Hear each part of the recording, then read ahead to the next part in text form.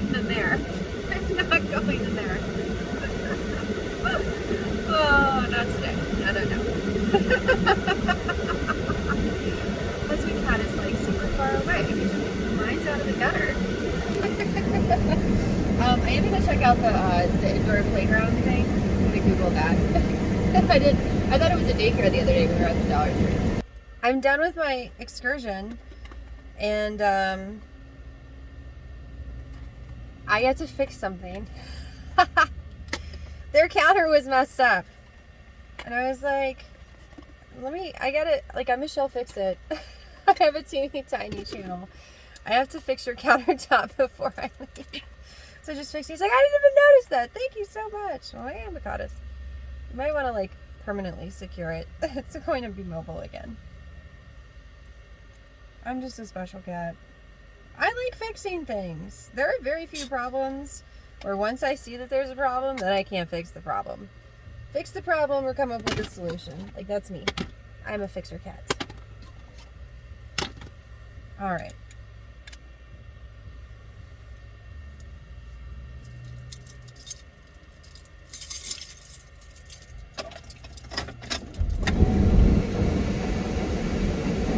Oh wow, this Pizzazz lingerie place has been open for 23 years. Like, happy 23rd anniversary. Thanks for all your support, Casper.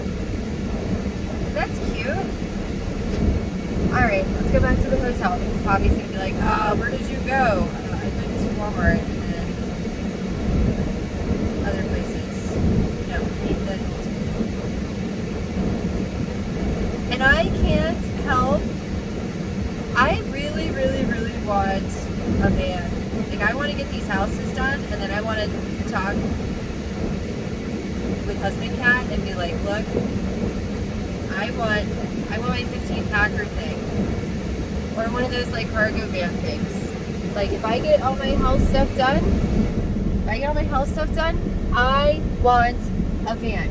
I want a mommy camping van. I want to just buy a cheap one and throw a bunch of full synthetic stuff in it and go from top to bottom and build it out so that nobody knows that it's a camping van. And then I'll use my little paint markers. What are you guys pulling out of there? I'm very curious. Oh, it's like, I don't know what you guys are doing. But I want to get a van. So that way, whenever Izzy's like, I want to go blah, blah, blah, blah, blah. It's like, okay, let's go.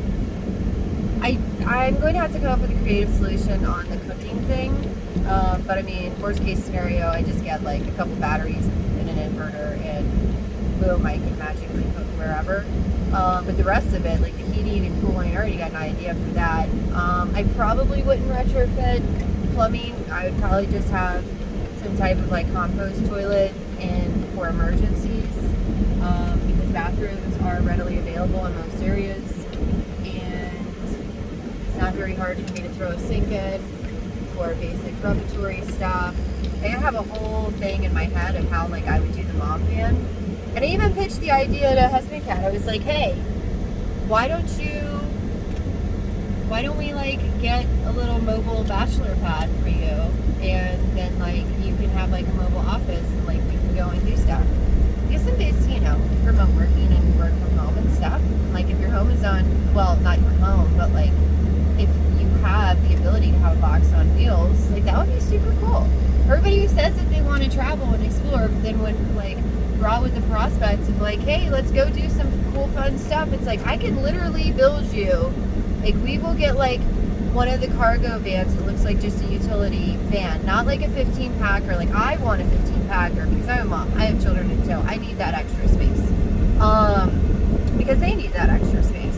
And he's like, avocados no. And I was like, okay, well, avocados yourself, because I'm getting these houses done and I'm getting a Miss Piggy. I am going to procure a Miss Piggy and I'm going to build it out so that it is a mobile, you know, van. It's called van life or something. I'm going to do the van life thing. We will not be homeless because we have lots of boxes. But that way we can have a box on wheels. I mean, if it was just me, I could totally utilize the Trailblazer, but that wouldn't be fair to her. Because like, she's already done so much traveling. She's like, you know, lady, you can just keep having these children all spaced out. Like, I thought that, like, my commitments with you were going to be up in 17 years. And, like, she just keeps trucking along, and I just keep trucking along, and we're good. But yeah, I want to Miss Piggy. So I'm going to name her. And husband Pat's probably going to get really mad because he wants another vehicle. But I just don't. The vehicles all work and stuff. Just getting another vehicle just because I think is dumb. We have 2 trucks, and a Jeep, and a car, and an SUV, and a motorcycle. And I mean, I guess I could actually just like, you know, I might not even need a Miss Piggy. I could just tow the camper around, but that would be really annoying for parking situations and stuff. And it's a single axle, which I'm not a huge fan of. So I really would prefer to just use that as like a mobilization station for tools and stuff. And if I have a Miss Piggy and like all the houses are good, and then I find a cheap house somewhere, then like the children and I can like live out of Miss Piggy until I get things like squared up, and they have like proper, you know, I don't know why I'm distracted with it. Health, safety, sanitation, and then the trailer, I'll just park it, and it'll be like the mobile workshop. There we go. All right, music. Stop. I said stop looking at me, and then I turned myself off.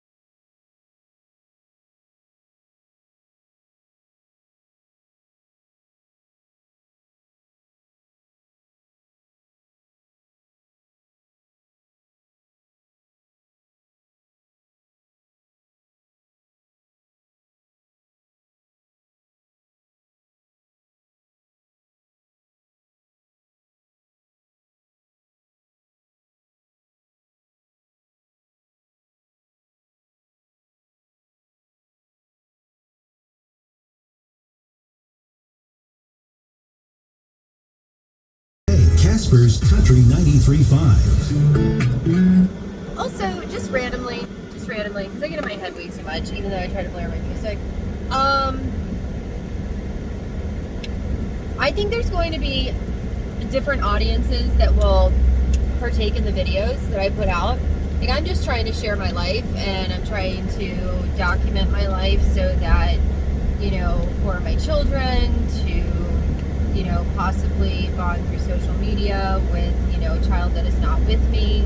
They're going to be very annoyed when they hear child, but that's what they are. They're still a child. But there's also going to be other people, and there's probably going to be people that have been not nice to me, or incredibly not nice to me. And maybe the more they watch the videos, they're either going to think I'm a complete idiot. They're going to be like, oh, okay, I didn't realize that there were so many layers to this, you know, stinky onion that I thought that was here. And if you find yourself in that position, I would really, like, apologies go pretty far for me. And I don't say that because I think that I'm this, like, super righteous person or anything like that. I say that because there have been a lot of people that perceptively, in my personal opinion, as a human on this earth, that they have done really not nice things for me or to me, and have tried to cause catastrophic failure of my life multiple times. And so with that being said, oh, it's the cute family with the puppies. With that being said, and of course they have a large SUV that's solidly loaded down. Because that's what we have to do when we have children. They have one child. But my thing is like, apologize. Apologize. Be man or woman enough to recognize that what you did was wrong. And you should apologize for your actions. And if you don't feel that what you did was wrong, but you feel that perceptively, I probably think that what you did was wrong, then explain yourself. Explain yourself, because I'm a very forgiving person, but I don't forget. So if my life was on fire and you tried to add flames to that fire, or if you were the fire starter, or if you saw something that was combustible and it needed a spark and you put that spark there, or you added that oxygen to the fire or the spark and the fuel. Yes, very mechanical person by nature. Apologize. Because everyone should apologize for wrongs that they do. I apologize when I'm wrong. If I make an error, if I'm like, oh, I'm going to do it this way, blah, blah, blah, blah, blah, blah, because I know so much. Because occasionally, you know, I do that. I do. Everyone does that. No one's perfect.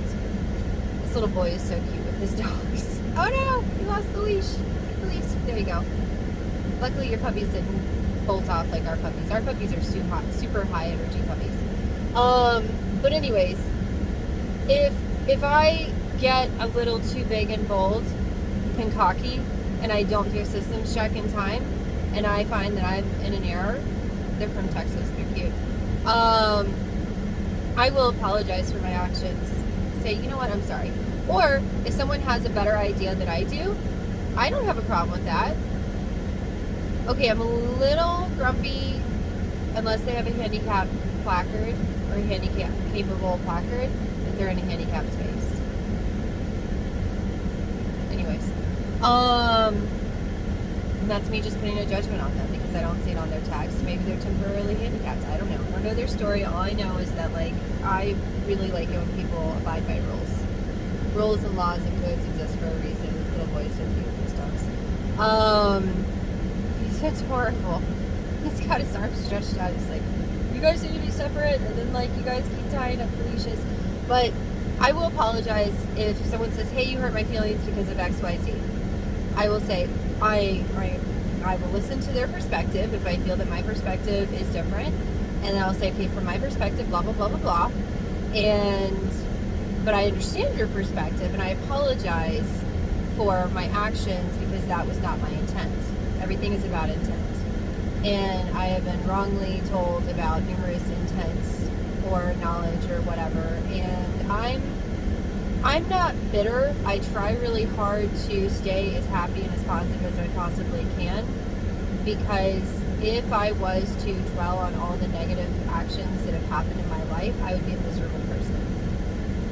I have a very, very, very long list of traumas and negatives that have happened in my life, and I recognize that whether I stay madly in love with my husband Kat forever, or we split up tomorrow because of some unforeseen thing, because life happens, I have to be emotionally and mentally stable for my children. I have to provide for my children. I have to make sure that I always have a backup plan for my children, because I am not the only person driving this truck or any of the vehicles. And that was meant as a metaphor, but like, I have to be okay to be able to make sure that they are okay.